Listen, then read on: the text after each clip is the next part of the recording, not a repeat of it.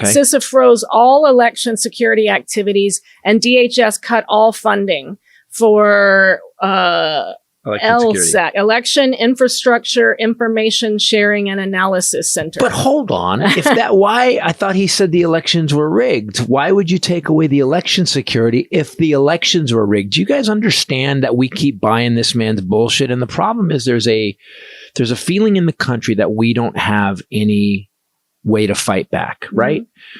So just want to point out, and I want you to get this clear. This man has actually claimed the election was rigged since 2020. He sent a mob of assholes that hurt cops, tried to beat the shit out of everybody, and hang Mike Pence. He then came back on a second term, and then claimed again that it was rigged. Now, while it was rigged, he quote says it's rigged. He had cyber ninjas actually investigate for 3 months. They found 400 more votes for Joe Biden at the end, which was an oopsie. Yeah, that's embarrassing. and then he went across the country and trying to get people to count. And they recounted. They had 65 court cases, didn't do anything. Then they said there was nothing. They were thrown out. Then he says rigged again as the midterms are approaching. It's so fucking transparent, and I don't understand. Look, we've been told in our lives that the checks and balances work. We've been told that there's no way this could happen because we have the three branches of government. The executive, the judicial, and the, gosh darn it,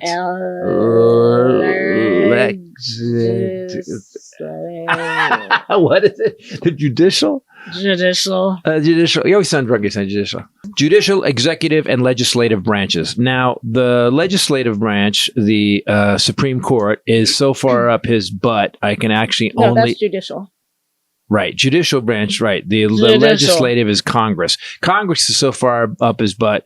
They're not legislating. I can't even see Mitch McConnell's feet anymore. Of course, nobody can because he's been cremated and buried. And Trump had to have Lindsey Graham's head pulled out of his ass because he died.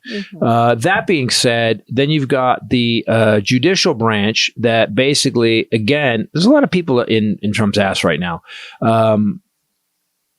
And we don't have anybody standing for us. So what we were told was, don't worry about it. We got it. And now we are in a place where nobody's helping us. No one's coming to help us. And he keeps replacing these people with the dumbest people possible. Well, and the least qualified. So on that day, Doge fired all CISA employees, and the hacker, Edward Korestein became the new senior advisor at CISA.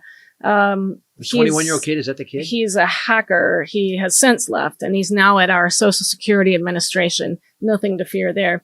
Then they swore in, and this was to your point, an election denier as FBI director, Kash Patel. So we now have the head of the DOJ was an election denier. Of course, the new one also is. Kash Patel is also an election denier. And he's trying now with Todd Blanche. Who's also an election denier. Correct. So the people that are in charge of our government's most secret and sensitive agencies that are actually in charge of law enforcement and making sure that we have a free and fair system don't believe in a free and fair system. And with the administration that they work for, who was in charge of that election, believed that election was fake. Correct.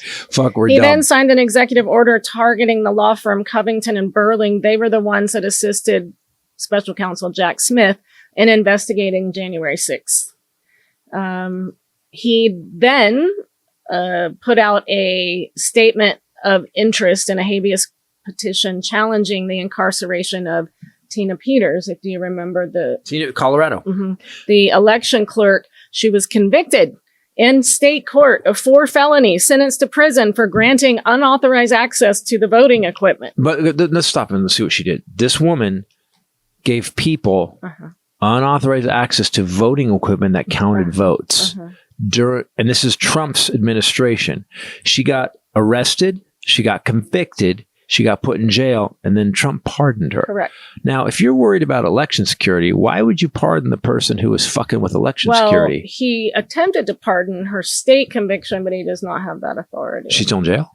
So what happened was November 12th, the Federal Bureau of Prisons sent a letter requesting that the Colorado Department of Corrections transfer her from the state facility where she's currently being held to a federal prison. On December 5th, Trump attempted to pardon the state conviction, but does not have They told him to authority. fuck off, hopefully. He then issued another EO targeting another law firm because the law firm had represented a political opponent and done a lot of voting stuff, challenged restrictive voter ID laws that made it harder for eligible citizens to vote. So they dropped that So case did a too. lot of election-related lawsuits, so targeted that law firm. All right. So if, again, I'm going to keep saying this till you guys get it. If you think the election was rigged, the first thing you would do is cut election security, Dear God. make it harder for everybody to vote. Yep. Vote. He then, and then go after the Voting Rights Act, which kept elections safe. I mean, this, you can see, was calculated because this has the dates and it's March 6th, March 8th, Yep. March 10th. I mean, we're still in March. The DOJ dismissed the redistricting case in Texas. It was obviously a discriminatory redistricting plan. Then CISA cut $10 million in funding for entities that supported election security work. And you guys do remember that all this redistricting thing they were doing in Texas was to get 5 more seats. You do understand that this piece of shit is actually fucking with our elections on the daily, including which representative represents which district. So black people are losing their districts. All minorities are losing their districts. And then people got mad at California. We were like, because Gavin was like, well, then we'll do it. Yeah. Then what you guys gonna do? We're doing it. They're like, you can't do that. Only we can beat evil and criminal. Exactly. He threatened all 2020 election officials with prosecution in a speech at the DOJ. He issued another EO targeting another law firm, Paul Weiss, who employed an attorney who brought a lawsuit against one of the insurrectionists. Right. So those executive orders for those law firms were really quite specific. And guys, so all our freedoms are being taken away. Law firms, rule of law, people that follow the rule of law, that are actually making sure that things are right and fair. The president is going after them because they're doing the right thing. Yes. So when you look at where we are, people go, well, one day we may be a dictatorship. We're not one day going to be a dictatorship. We're a dictatorship right now. In fact, wait for this to just go dead at any moment. Because I'm actually skipping things. There's so many. Right. There's so many. Guys, go to the Brennan Center website. You don't want to do a lot we of can keep them? going. Well, we could do it like you said all day, but we have other stuff. We have funnier stuff to talk about. Well, if you, But just know that I only got to March 2025.